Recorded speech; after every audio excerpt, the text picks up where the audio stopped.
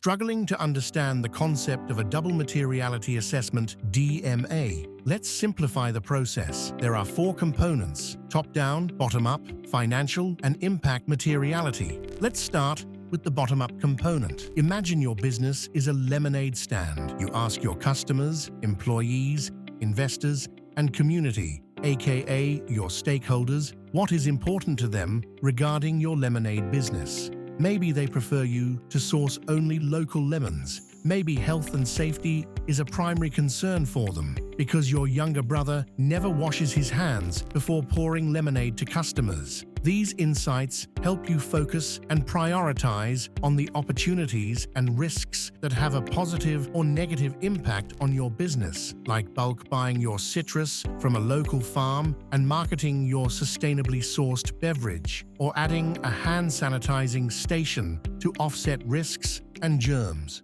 In a double materiality assessment, this is a bottom-up approach.